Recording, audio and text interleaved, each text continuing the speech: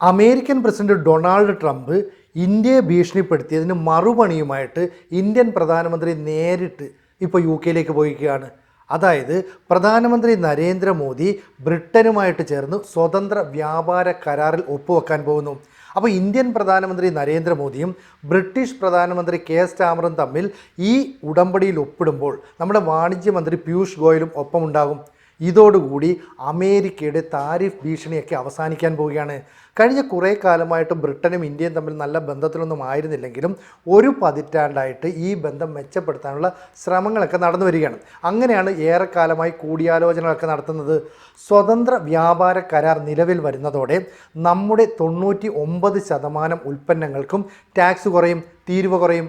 മാത്രമല്ല ഇംഗ്ലണ്ടിൽ നിന്നുള്ള ഉൽപ്പന്നങ്ങളുടെ 90% തീരുവ കുറയും. ഇതിൻ്റെ പ്രധാന നേട്ടമുണ്ടാകാൻ പോകുന്നത് വിദ്യാഭ്യാസ മേഖലയിൽ, ഇലക്ട്രോണിക് ഉൽപ്പന്നങ്ങളുടെ കാര്യത്തിൽ, കാർ നിർമ്മാണവുമായി ബന്ധപ്പെട്ട്, മദ്യത്തിൻ്റെ കാര്യത്തിൽ, ടെക്സ്റ്റൈൽസ് രംഗത്ത്, അതുപോലെ തന്നെ മെഡിസിൻ മേഖലയിൽ ഇതൊക്കെ തന്നെ വലിയ മാറ്റങ്ങൾ ഉണ്ടാകാൻ പോകുന്നു. നമുക്കറിയാം ബ്രിട്ടനിൽ നിന്ന് കാറുകൾ ഇങ്ങോട്ടേക്ക് വരുമ്പോൾ ഏതാണ്ട് 100% നികുതിയാണ് ഏർപ്പെടുത്തുന്നത്. അത് 50% കുറയ്ക്കും.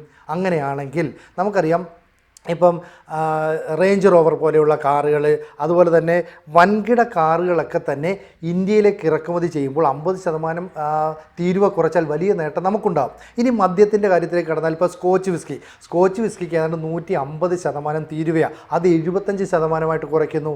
ഒരു 10 വർഷത്തിനുള്ള അതൊരു 40% കുറയ്ക്കുന്നു. അങ്ങനെ ഘട്ടം ഘട്ടമായി അങ്ങോട്ടും ഇങ്ങോട്ടുമുള്ള തീരുവ കുറച്ചുകൊണ്ട് 2030 ആകുമ്പോഴേക്കും ഒരു ചെറിയ തീരുവ ടാക്സ് മാത്രം ഈടാക്കി നല്ല ഒരു ബന്ധം പുലർത്തും. മാത്രമല്ല ഇത് 4ാം തവണയാണ് ഇന്ത്യൻ പ്രധാനമന്ത്രി നരേന്ദ്രമോദി യു കെയിലേക്ക് പോകുന്നത്. അതിൽ തന്നെ ഏറ്റവും ഹ്രസ്വമായ സന്ദർശനം എന്ന് വേണം ഇതിനെ വിശേഷിപ്പിക്കാൻ. ബക്കിംഗ്ഹാം പാലത്തിൽ ബക്കിംഗ്ഹാം പാലസിൽ ചാൾസ് രാജാവ് നരേന്ദ്രമോദിക്ക് ഒരു വിരുന്നുമൊരുക്കിയിട്ടുണ്ട്. ഊഷ്മളമായ ഒരു സ്വീകരണമാണ്.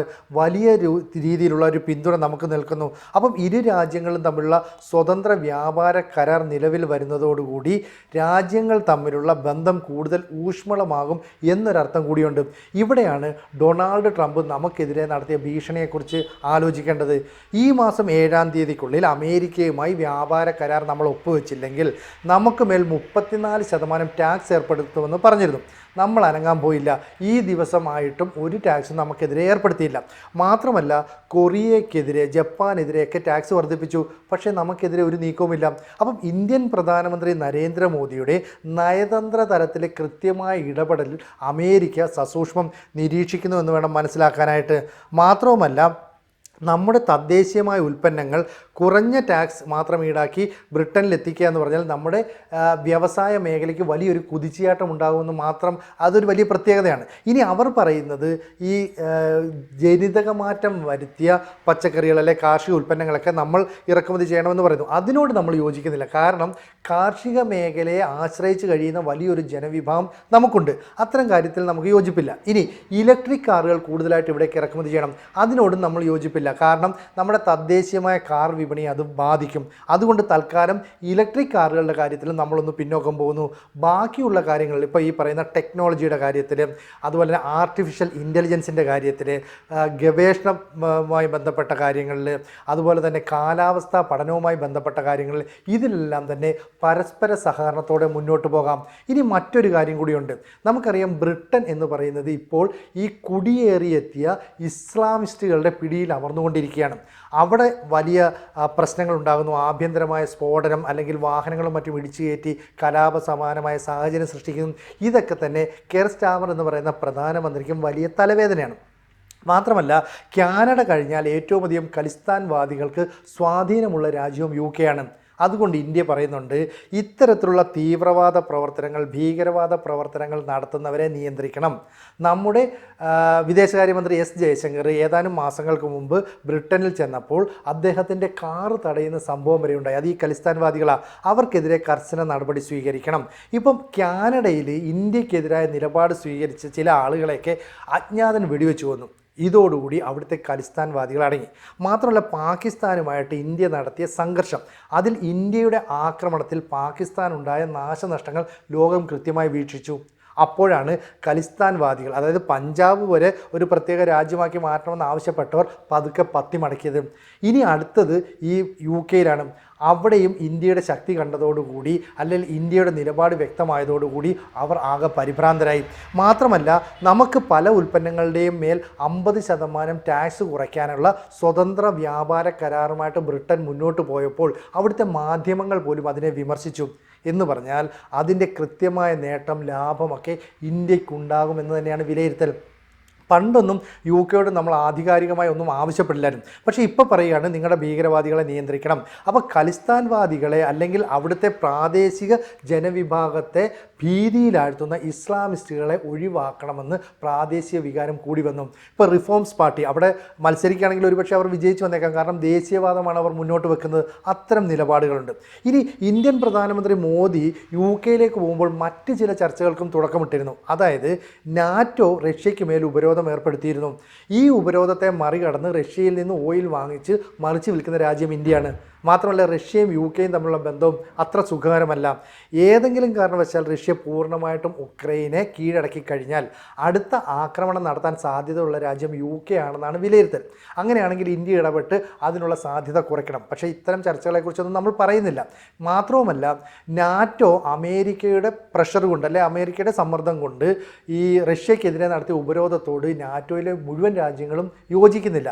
ഏതാണ്ട് 30ഓളം യൂറോപ്യൻ രാജ്യങ്ങളാണ് ഇതിലുള്ളത്. ആ 30ഓളം രാജ്യങ്ങൾ, ഫ്രാൻസ്, ബ്രിട്ടൻ, ജർമ്മനി, ഇറ്റലി തുടങ്ങിയ രാജ്യങ്ങളൊക്കെ ശരിയായ നിലപാട് സ്വീകരിക്കുമ്പോൾ ചെറിയ ചെറിയ രാജ്യങ്ങൾ അത് വേണ്ട, ഞങ്ങൾ അവരുടെ കയ്യിൽ നിന്ന് ഓയിൽ വാങ്ങിയാണ് ഞങ്ങളുടെ ഊർജ്ജ പ്രതിസന്ധിക്ക് പരിഹാരം കാണുന്നതെന്ന് പറയുന്നുണ്ട്. ഇത്തരം പ്രശ്നങ്ങളിൽ കൂടി ഇന്ത്യ ഇടപെടണം. അപ്പോൾ നാറ്റോയുടെ എല്ലാ നിലപാടുകളെയും റഷ്യയ്ക്ക് എതിരാക്കി മാറ്റാനായിട്ട് ഡൊണാൾഡ് ട്രംപാണ് ശ്രമിക്കുന്നതെന്ന് മനസ്സിലായി.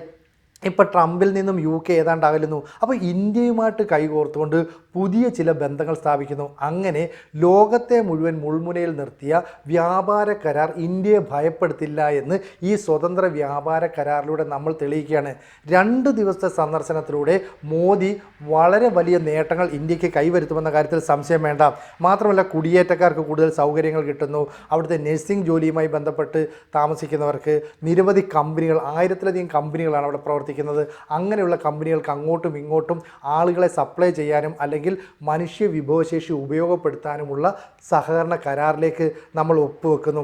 മാത്രമല്ല, വിമാനത്തിൻ്റെ, ജെറ്റുകളുടെയൊക്കെ എൻജിൻ നിർമ്മിക്കുന്ന നിരവധി കമ്പനികൾ UK-യിലുണ്ട്.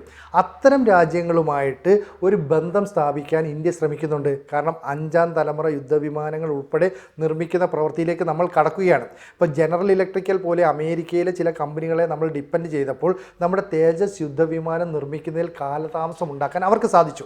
അത്തരം പ്രതിസന്ധികളെയൊക്കെ അതിജീവിക്കാൻ ഈ പറയുന്ന നരേന്ദ്രമോദിയുടെ സന്ദർശനത്തിലൂടെ സാധിക്കും, പുതിയ ഇടപെടലിലൂടെ സാധിക്കുമെന്നാണ് പറയുന്നത്. എന്തായാലും സ്വതന്ത്ര വ്യാപാര കരാർ ഒപ്പുവെക്കുന്നതോടെ ഡൊണാൾഡ് ട്രംപ് അല്ലെങ്കിൽ അമേരിക്ക ഞെട്ടുമെന്ന കാര്യത്തിൽ യാതൊരു സംശയവും വേണ്ട. AI, സെമി കണ്ടക്ടർ, വിദ്യാഭ്യാസ മേഖല, കാലാവസ്ഥാ നിരീക്ഷണം, ഇക്കാര്യങ്ങളിലൊക്കെ കൂടുതൽ സഹകരണം ഉണ്ടാവും. കാറുകളുടെ നിർമ്മാണവുമായി ബന്ധപ്പെട്ട്, ഇറക്കുമതിയുമായി ബന്ധപ്പെട്ട് കൂടുതൽ സഹകരണത്തിലേക്ക് നമ്മൾ പോകും. മാത്രമല്ല, ഇന്ത്യയിൽ നിർമ്മിക്കുന്ന ഉൽപ്പന്നങ്ങൾക്ക് വലിയൊരു വിപണി കൂടി തുറന്നു കിട്ടുകയാണ്. 99% നികുതി ഒഴിവാക്കുന്നു. 90% നികുതി ബ്രിട്ടനിലെ ഉൽപ്പന്നങ്ങൾക്ക് നമ്മളും ഒഴിവാക്കുന്നു. അങ്ങനെ അമേരിക്ക നമ്മളുമായിട്ട് വലിയ ട്രേഡൊക്കെ നടത്തുന്നുണ്ടെങ്കിലും നമുക്ക് മേൽ ഉപരോധം ഏർപ്പെടുത്തിയാൽ, അല്ലെങ്കിൽ നമുക്ക് മേൽ ടാക്സ് കൂടുതൽ ഏർപ്പെടുത്തിയാൽ യൂറോപ്പിൽ പുതിയ പുതിയ വിപണികൾ നമ്മൾ കണ്ടെത്തും എന്നതിൻ്റെ വ്യക്തമായ സൂചനയാണ് മോദിയുടെ ഈ സന്ദർശനം കൊണ്ട് തെളിയിക്കുന്നത്. എന്തായാലും കെയർ സ്റ്റാമറും അതുപോലെ ഇന്ത്യൻ പ്രധാനമന്ത്രി നരേന്ദ്രമോദിയും തമ്മിലുള്ള കൂടിക്കാഴ്ച രാജ്യത്തിന് വളരെ പ്രതീക്ഷ നൽകുന്നതാണെന്ന കാര്യത്തിൽ സംശയം വേണ്ട. കൂടുതൽ വാർത്തകളും വിശേഷങ്ങളും നിങ്ങളിലേക്ക് എത്താൻ ABC മലയാളം സബ്സ്ക്രൈബ് ചെയ്യുക, ബെൽ ബട്ടണും അമർത്തുക.